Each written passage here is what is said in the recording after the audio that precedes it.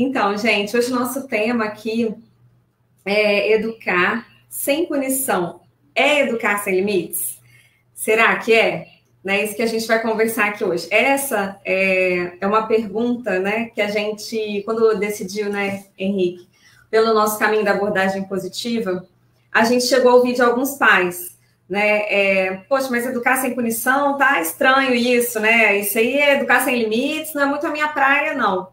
Né? E aí a gente ouvia esses comentários de alguns pais que achavam que tinham esse medo, tinham esse receio, né, de que era mesmo que uma educação sem limites, ou seja, completamente permissiva. É isso, Carlos? Então, de forma nenhuma é uma educação permissiva e sem limites. De forma nenhuma. A gente ouve isso principalmente por pessoas que têm medo do novo, tem receio de mudar o status quo, né? Porque o status quo, eu venho de uma educação que não começou ontem, né? A educação tradicional, autoritária, punitiva, ela não começou ontem, ela vem desde os primórdios. E romper com isso, primeiro leva um tempo, né? E também requer que a pessoa queira fazer esse movimento. Porque se ela não quiser fazer esse movimento, a mente dela vai jogá-la para um monte de questões, um monte de situações em que ela se mantenha dentro do status quo.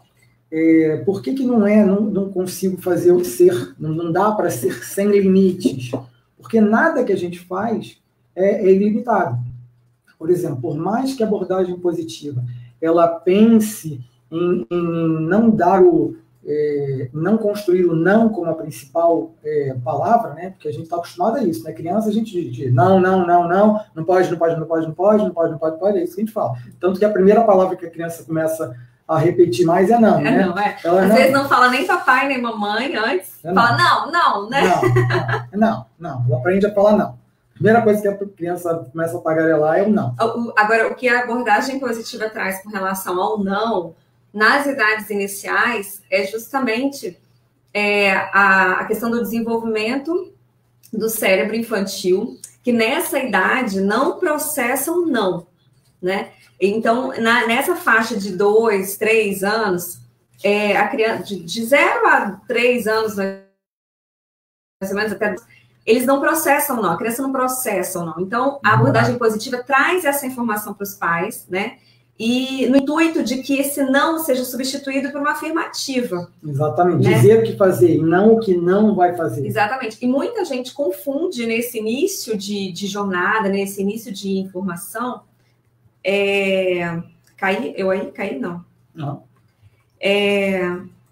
Muita gente confunde nesse início de jornada o não dizer não ter limites, né? Sim. Então, acho que a gente podia deixar isso bem claro, essa diferença de que nas idades iniciais até 3 anos, a ideia é que o não seja substituído por uma afirmativa, né? O que não exclui não ter limites, né? Terá limites. Mas é só a questão do não que precisa ser tratada nesse início. Sim. Isso é importante porque a criança ela não processa o não. Isso, né? Ela não processa. Se a gente for botar numa coisa prática, né? Meu filho está no parapeito ali da janela, né? Então ele tem, sei lá, 2 anos. Vamos colocar 2 anos? 2 anos. Então eu pego e ele está ali, já está para pular. Se eu falar não pula, a mente dele, infantil, ela vai buscar o que é mais concreto. O que é mais concreto? Exatamente. O não ou o pula. Ele vai buscar o pula. Né? E talvez ele vá até achar que é brincadeira. Vai fingir que vai se jogar. Então eu não posso dizer o não. Entende? Então é estratégico para aquele momento de funcionamento do desenvolvimento infantil, desenvolvimento do cérebro infantil. Então, nesse contexto, a abordagem positiva evita o não, né? Não é isso? Isso. Evita o não para que a criança entenda o que ela precisa fazer. Então, não é não pula. Eu vou dar uma ordem, né? Vai ser afirmativo. Né? O que eu vou dizer? O que eu posso dizer, por exemplo? Eu posso dizer, fica parado, senta, né? Desce, espera o papai chegar, espera a mamãe chegar. Porque aí é afirmativo, entende? Não é dizer tudo sim. É só explorar bem essa coisa do não dizer não. Porque a criança não processa o não, ela vai procurar o que é mais concreto, e o não é super, super abstrato. Às vezes a gente adulto não processa bem a história do não, né? Então eu digo que ao invés de eu ficar dizendo, né, o que ela não vai fazer, eu digo que ela vai fazer. No outro dia eu vi um exemplo de uma pessoa dizendo que a filha tinha sujado a boca de chocolate, aí falou, filha, olha, não limpa na toalha de mesa. Aí a criança não limpou na toalha de mesa. Aí daqui a pouco ela foi lá e limpou na roupa. Aí meu Deus, filha, não limpa na roupa. Aí daqui a pouco a menina foi e limpou a boca no sofá.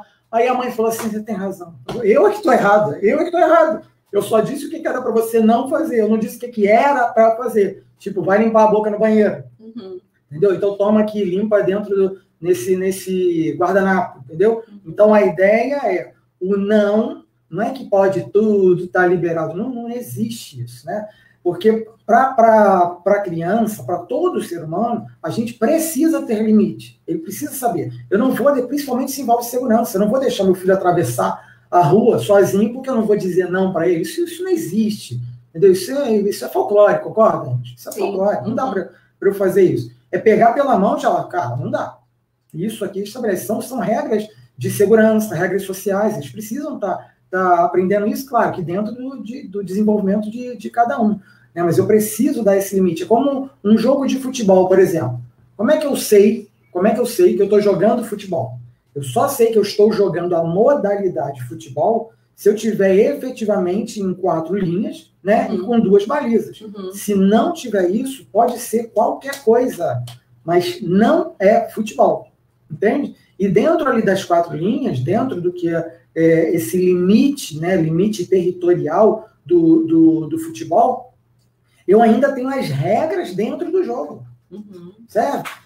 E essas regras, elas servem para todo mundo. Todo mundo que estiver ali vai ter que estar sabendo que tem esse limite, que tem essas regras. É a mesma coisa para a criança. Então, a ideia, né, que se colocam, né, objeções que se criam pelo novo, no caso da abordagem positiva, sim, dizer que a abordagem positiva ela libera tudo, ela deixa tudo, isso é um equívoco gigantesco. Pelo contrário. Eu acho que nessa hora é que a gente tem que botar mais coisas, para ele entender que tem muitas regras, sem depender que eu seja o grande controlador. Porque essa é a grande questão, né? Acaba que quando a gente quer controlar tudo, né? Aí a criança, o filho, ele fica dependente do que a gente está falando. E isso, a longo prazo, ele tira a autonomia da criança. Vai tirar totalmente a autonomia. Eu, enquanto treinador, dentro da minha carreira de treinador, 25 anos dentro da carreira de treinador de futebol, o que a gente precisava treinar era que os atletas, né, que os nossos alunos, tivessem autonomia, né, que tomassem as melhores decisões dentro do campo de jogo. Então, o que eles têm que conhecer? A primeira coisa que eles têm que conhecer para tomar as melhores decisões é ter autonomia. O que precisa ainda? Precisa saber as regras. Ele precisa saber os limites que tem. Porque se ele não souber os limites, aí ele está fazendo qualquer coisa. Agora, dentro daqueles limites, dentro daquela regra, dentro daquele espaço, ele consegue criar.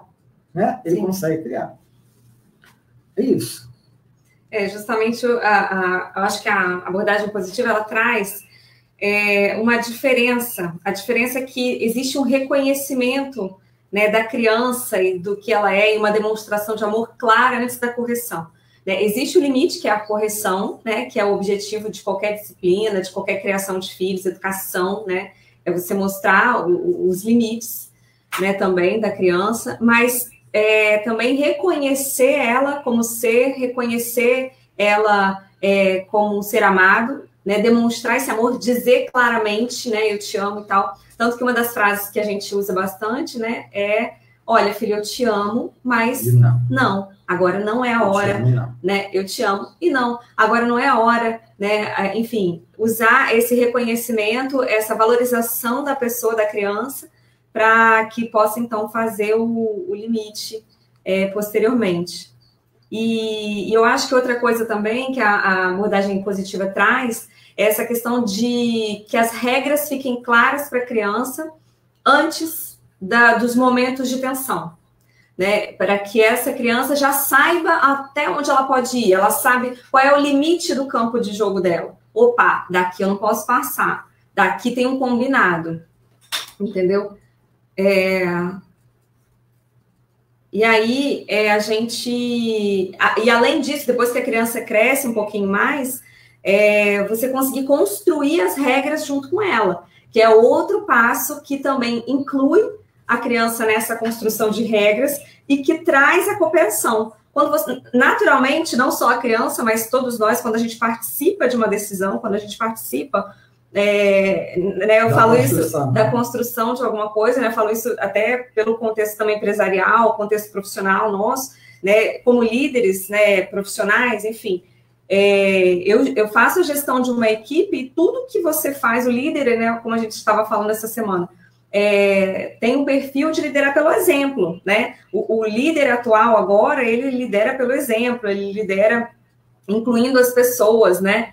Então, acho que a abordagem positiva tem também essa dinâmica, né? De incluir a criança nas decisões da casa. E isso naturalmente gera cooperação dela, né? Ela faz com que peraí, se eu estou participando dessa construção, é natural, é mais natural mesmo que eu também cumpra com aquilo que eu tô colocando, que eu estou construindo junto, né?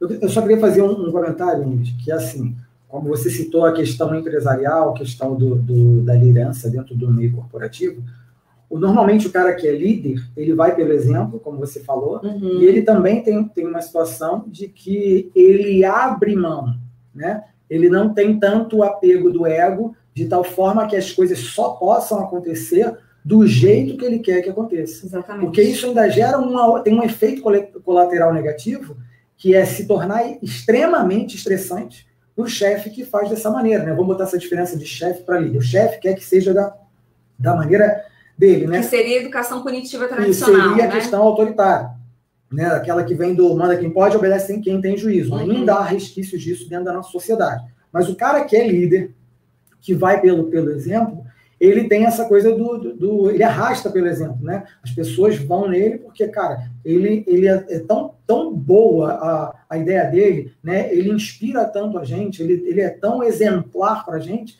que se ele está falando deve ser bom. E não na situação do chefe, né? Que eu falei do efeito colateral, que acaba, o cara que age assim, ele fica com o peso das costas da empresa, fica com o peso da empresa nas costas o tempo inteiro. Porque se ele tem uma equipe de 50 pessoas, e ele quer que as 50 pessoas façam apenas do jeito dele, ele está tolhindo criatividade, entende? Então, ele tem um limite de enxergar a empresa, por mais que ele conheça a empresa. Ele está deixando de ter 50 outros olhares, 50 outras perspectivas para melhorar os processos da empresa, porque ele tem medo de perder controle.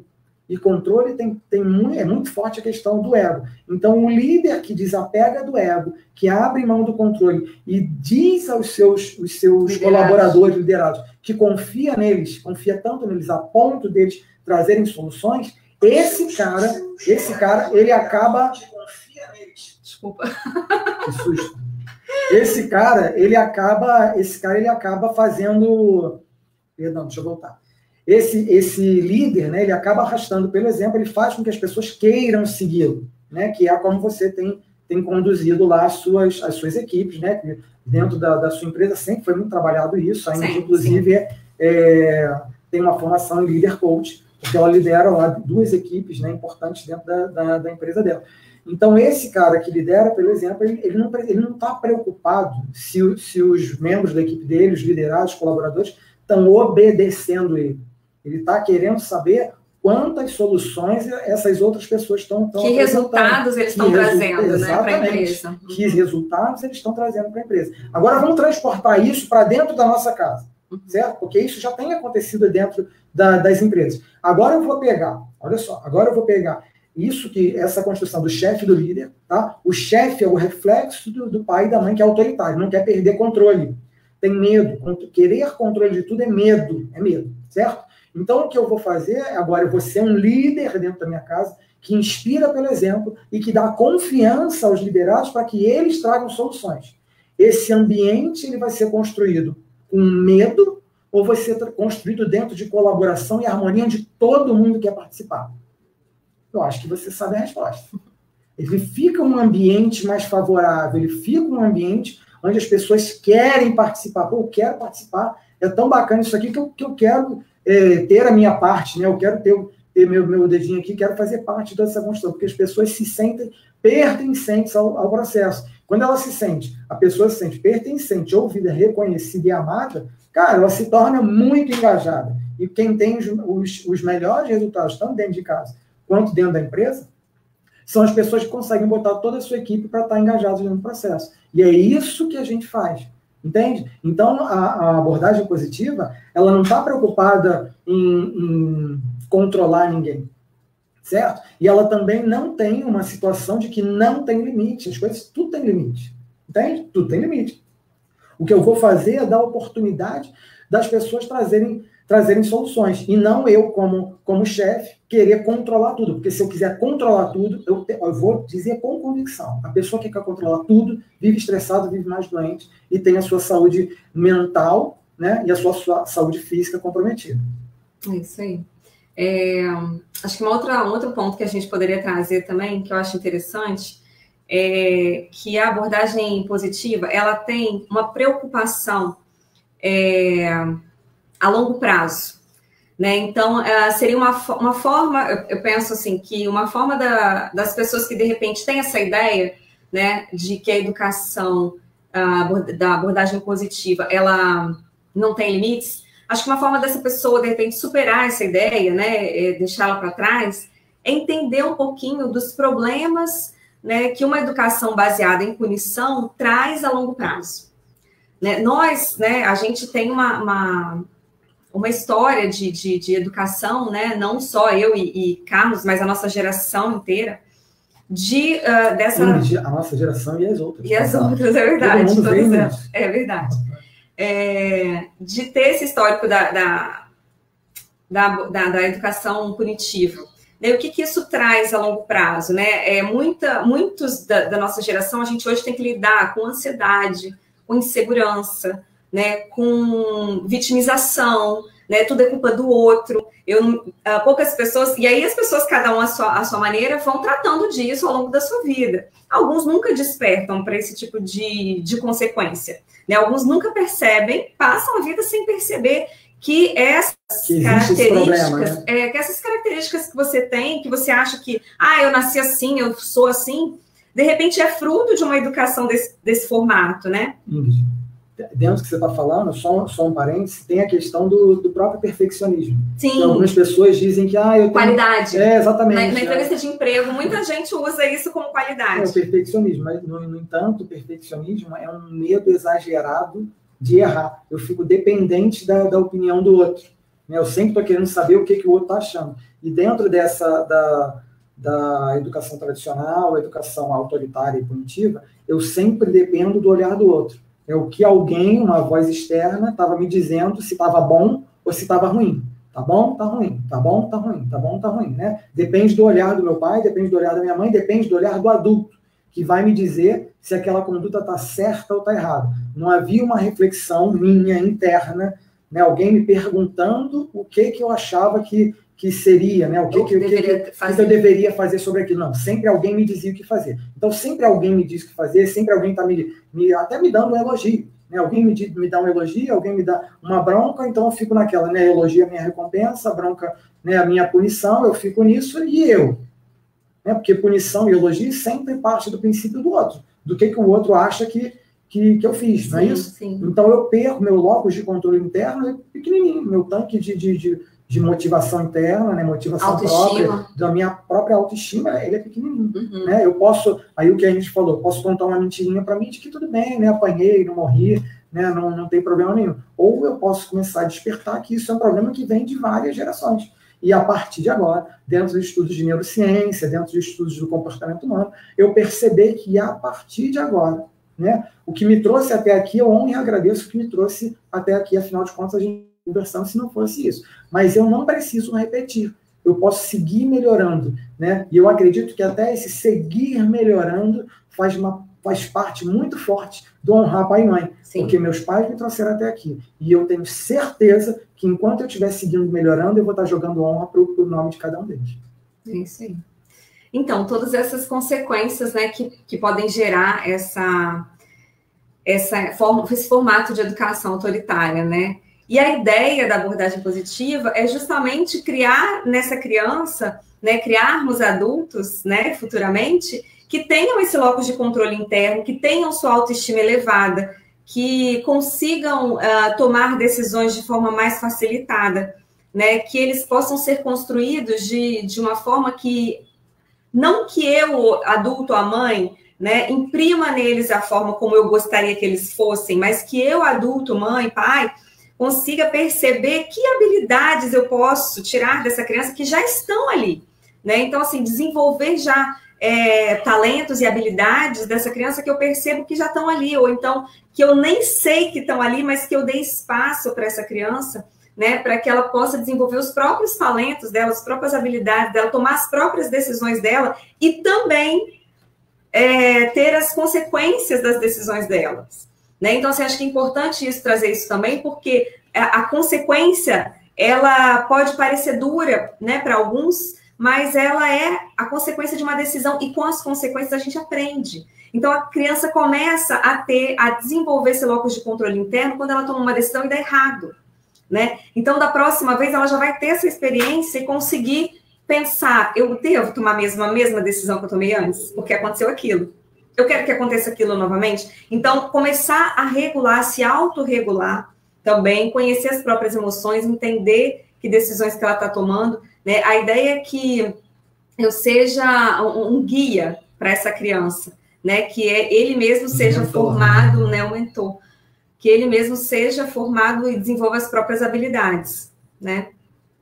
Eu estava lembrando, você estava falando, eu estava lembrando daquele filme Kung Fu Panda, né? Que a gente gosta tanto aqui na nossa casa. Não sei se você já viu. O Kung Fu Panda enfim, tem os 5 furiosos, que um deles é o candidato a ser o dragão guerreiro. E tem o Kung Fu Panda, que ele é enfim, ele é um panda, né? Ele é enorme, gigante, todo meio desengonçado, mas ele tem um sonho de ser, de pelo menos aprender o Kung Fu, né? Ama os 5 furiosos e tal. Na hora da escolha dos 5 furiosos, acaba que ele, enfim, arruma um jeito lá, sem querer, que ele cai no meio da escolha e ele é escolhido como dragão guerreiro. E o cara que vai treinar ele, que é o Mestre Shifu, né? Que é um ratinho? Parece um ratinho. Enfim, ele é o Mestre Shifu, é um pequenininho. Ele começa a querer treinar o Po, né? Que é o Kung Fu Panda. Ele começa a treinar o Po como ele treinava os outros. Essa história é muito boa. E quando ele começa a treinar os outros, aquilo não dá muito certo. Aquele negócio não dá muito certo.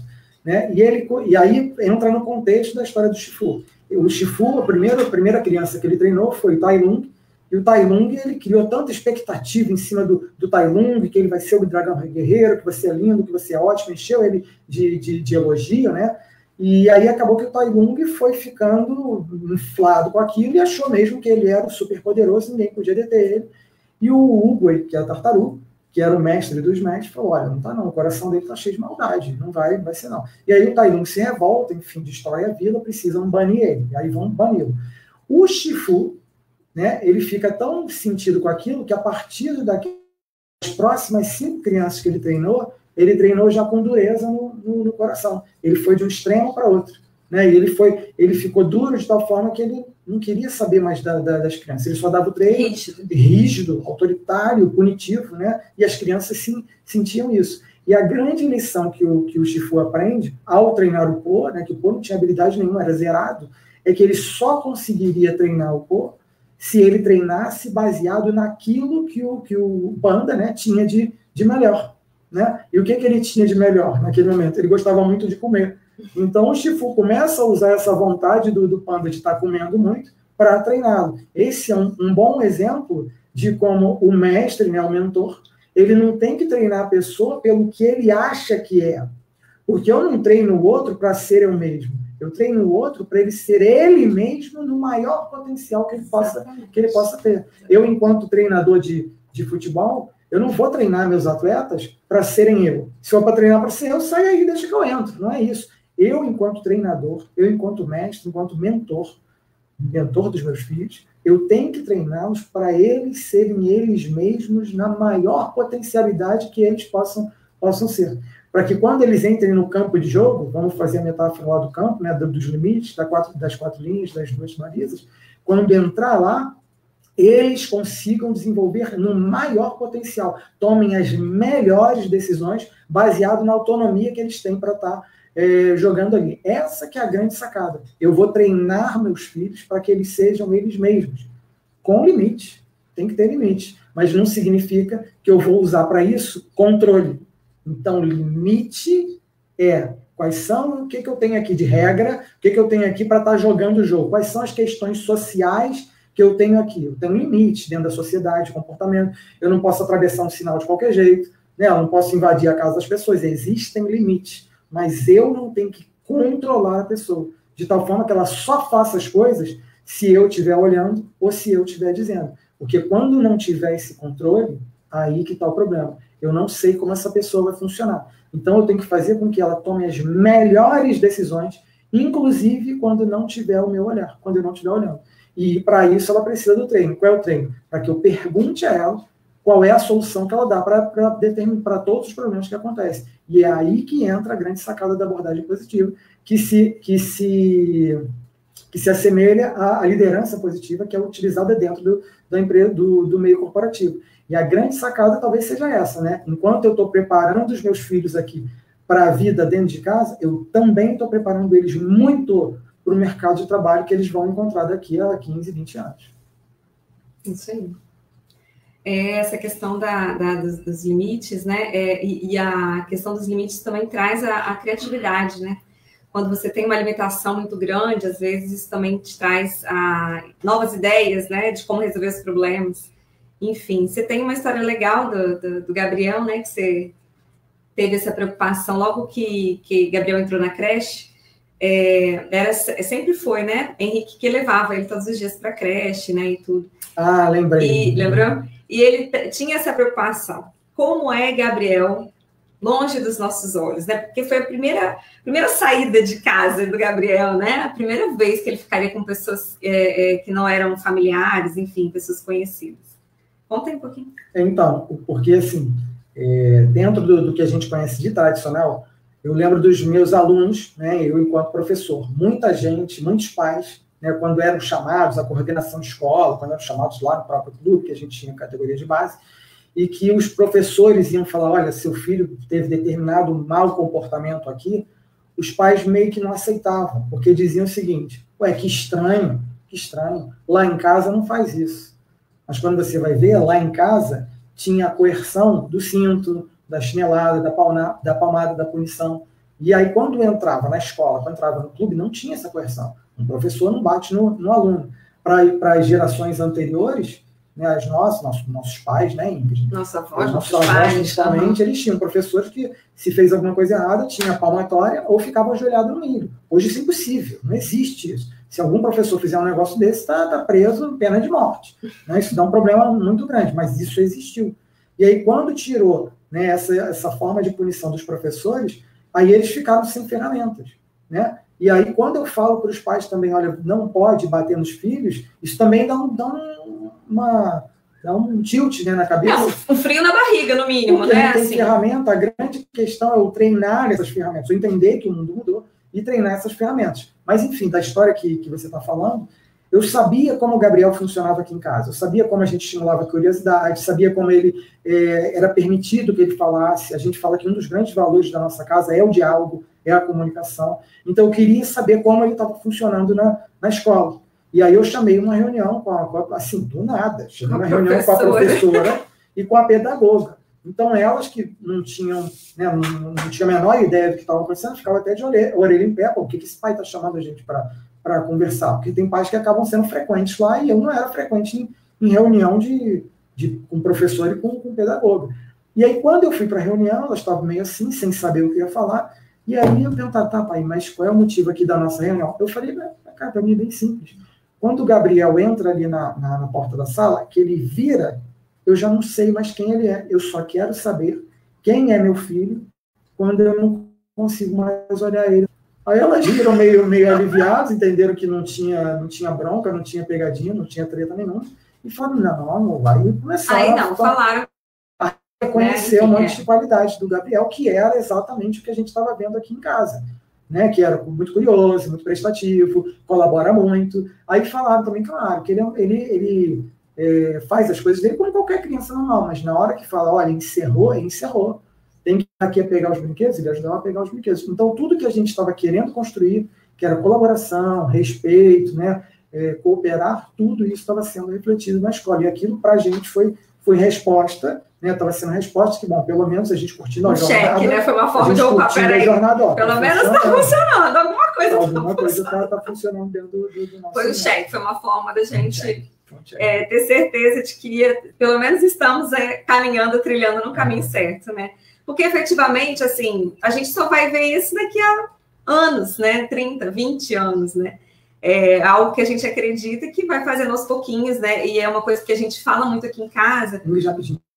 É que a gente está pautado dentro da... A gente falou aqui na penúltima sobre o estudo da Yane Paoli, que ela avaliou pais que usaram, desde a década de 80, pais que usaram o método da abordagem positiva para poder educar. E aí eles falam que dentro da pesquisa dela, os resultados da pesquisa dela, ela falou que pais que usaram a abordagem positiva para educar os filhos tiveram filhos que tiveram melhor condicionamento psicológico, social, maiores habilidades de vida, tiveram, inclusive, melhores resultados acadêmicos e tiveram melhores notas em matemática, em testes de desempenho verbal e matemática. Então, o que a gente está fazendo é reproduzir aquilo que as pesquisas já dizem que é o de melhor. O resultado que a gente está vendo, esses pequenos checks, eles já batem com o resultado dessas pesquisas e a gente está programando tudo isso para... E é claro, antes de eu ver o resultado neles, eu tenho que, né, no Gabriel, no João, eu tenho que ver na gente. Então, a gente tem que passar o dia inteiro por esse treinamento, a gente tem que ficar conversando com os nossos críticos, com as nossas crianças, para poder, né, ficar mais limpo, limpar a mente dos críticos, dos sabotadores, para poder botar os nossos filhos em outro patamar. E talvez esse seja o grande pulo do gato. Eu me desconstruo para poder construir os nossos filhos e colocá-los num patamar acima do nosso. Então, eles já começam a brincadeira, a partida deles de vida, num outro patamar. É isso aí. Agora, tem um perigo com relação à abordagem positiva. Quando se inicia, acho que, assim, é uma forma errada, que eu diria, assim, de usar a abordagem positiva, né? Tem acontece, né? Pode acontecer de algumas pessoas acabarem mascarando a punição de abordagem positiva, né? Quando não tem um método, quando você não segue um método, né? Você acaba correndo o risco de repetir o padrão, que é o que você sabe, né? E quando você tenta quebrar esse padrão, você acaba indo para o extremo oposto, que é justamente o totalmente permissivo, né? E aí fica difícil, sem um método, sem uma linha de pensamento, você chegar no equilíbrio entre essas duas abordagens. Você acaba, não, fui duro demais hoje com meu filho, então vou dar isso, vou dar aquilo, e tenta compensar aquilo, recompensar de alguma forma, e ao mesmo tempo, logo que vem algum desrespeito, alguma bronca, você já vai para o extremo oposto. Opa, peraí, também não pode me desrespeitar, então vai para o cantinho do pensamento, enfim. Sem um método, um direcionamento, uma mentoria, por exemplo, às vezes é difícil a gente ter, assim, quer dizer, a gente não tem, né? Através da mentoria, a gente consegue o feedback, que é algo muito precioso, assim, para os pais que estão começando nessa abordagem, ter o feedback. Mas sem isso, você fica meio perdido ali entre o punitivo, né? Entre o autoritário e o permissivo. Porque eu só quero, talvez eu só queira fazer diferente. Isso. Então, quando eu só quero fazer diferente, eu saio do que está na minha veia, do autoritário, e acabo sendo muito permissivo, que meu filho não pode sofrer, não pode chorar e tal, né? Então eu acabo sempre transitando entre um e outro. Se eu só não quero repetir e eu não tenho um método, não tenho ferramentas, eu vou sair do extremo do autoritário e vou partir para o extremo do permissivo. E no permissivo também tem outros problemas, né? Porque aí a questão dos limites fica furada, a questão da própria frustração que a criança tem que ter. Eu não digo frustrar de, vou trazer um monte de frustração para você, né? Não é isso, né? Mas é coisa do tipo assim, nós vamos ao shopping, um exemplo, tá? Nós vamos ao shopping, chegando lá, aí o meu filho quer eu quero esse brinquedo aqui, do nada, sem contexto nenhum, quero esse brinquedo que custa, sei lá, R$150. Eu não posso dizer que eu não tenho R$150, entende? Não posso dizer que eu não tenho esse dinheiro. Mas eu posso dizer para ele que esse dinheiro não é para ser usado agora, entende? Então eu não vou dizer para ele não e não porque não. Percebe? Eu vou dizer para eles, a primeira coisa que eu vou dizer para ele é: filho, eu te amo, te enxergo, estou te vendo. Tá? Percebo o filho, seu desejo, entendo o seu entendo desejo. que você está querendo isso, exatamente, entendo o seu desejo.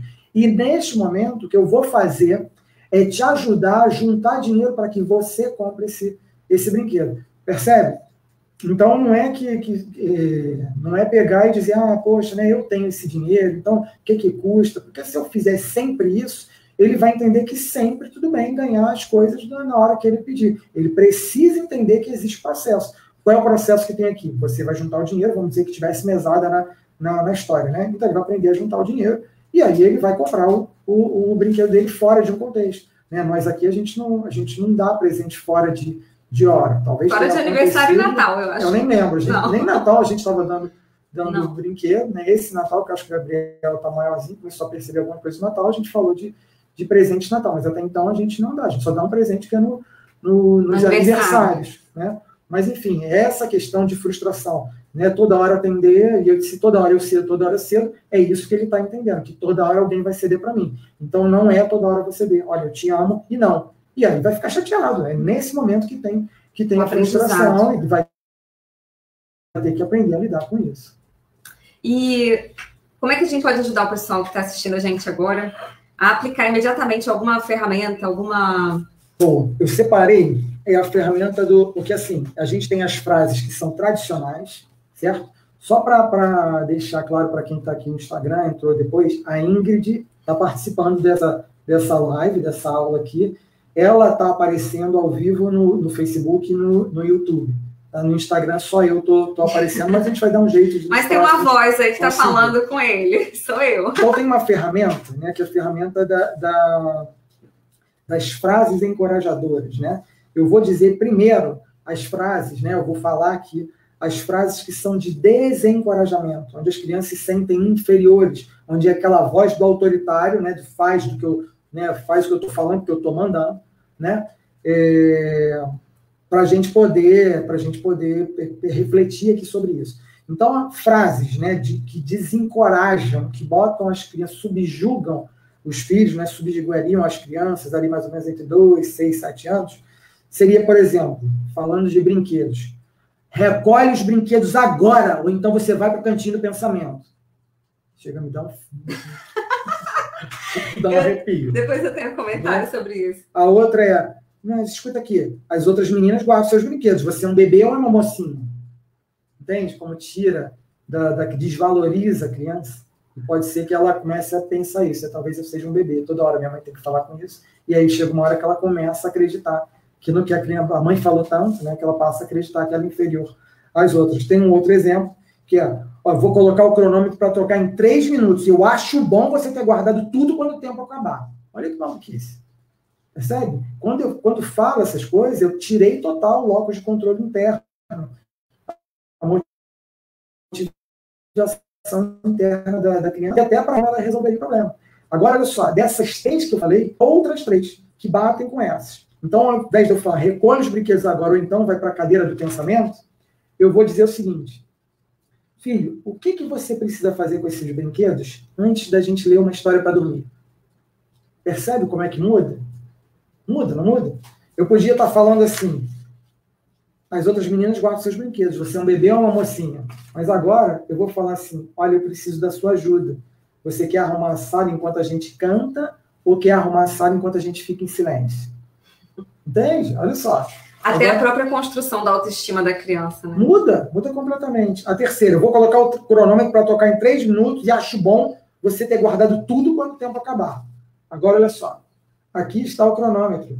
Vamos ver quantos brinquedos você consegue guardar rapidamente antes do alarme tocar. Olha só, ainda gerei um desafio. E isso para a criança faz todo sentido, né? Quando ela se sente desafiada, quando entra no universo dela, no universo do lúdico, ela se sente mais inclinada a participar. Porque aí eu dei um motivo para a ação. Não é aquela coisa, faz porque eu estou mandando. Né? Não é isso. Agora você vai fazer. Porque ela foi, aqui é um desafio. Vamos ver aqui, quanto você consegue guardar no cronômetro ligado, quanto você consegue guardar. Então, ao invés de eu trazer as palavras impositivas, né, de comando e de controle da situação, eu vou fazer de um jeito que a própria criança dê solução para aquilo. Percebe? Ou às vezes eu vou dar umas escolhas limitadas ali, mas que ainda assim tiram do adulto, do pai, da liderança, o controle da situação. Eu vou dizer o seguinte: você quer aguardar com a gente cantando, ouvindo uma musiquinha aqui, ou quer aguardar quietinho sem ninguém falar nada? Aí deixa a criança falar. Percebe? Então essa é uma boa ferramenta de usar frases que encorajam e que façam a outra pessoa pensar sobre o que ela vai fazer, ao invés de eu dizer sempre o que ela tem que fazer. Que isso rouba autonomia, rouba autoestima, né? Enfim, rouba tudo da construção da criança. Só vou acrescentar mais uma coisinha que eu acho muito interessante. Vocês notaram o tom que ele falou. O tom faz muita diferença para as crianças. É impressionante como a gente tem visto aqui em casa essa diferença. Porque é como se eles ouvissem diferente. O tom que a gente fala, o tom da nossa voz, diz tanto quanto aquilo que você está dizendo ou mais. É como se fizesse uma leitura do tom, né? Exatamente, porque para a criança pequena ainda, de 3 anos, por exemplo, como o João percebe mais o tom do que entende o que a gente fala, porque as palavras, às vezes, ele não sabe o que significa, mas o tom para ele consegue deixar claro. Gabriel já está num outro nível, Gabriel consegue entender as palavras, tudo que a gente fala, e o tom é muito forte para ele, muito significativo para ele. Ele percebe também. Às vezes a gente fala uma coisa num tom que você está um pouco mais para baixo, um pouco mais triste, e às vezes ele solta uma pergunta. Você não falou de tristeza ou alegria, mas às vezes ele pergunta: como você está triste? Isso. Sabe? Então, assim, isso é impressionante. E como o tom faz diferença. E aí o tom vai passar também pela nossa emoção. Né? E aí vem o autocontrole de novo, né? A autorregulação nossa também em primeiro lugar, para que a gente possa soltar, então, essa frase, não só nas palavras mais adequadas, mas também no tom adequado. É isso. E ainda tem outra, ele fala, dentro desse exemplo, ele às vezes entende, se eu falar: Gabriel, guarda a sua toalha.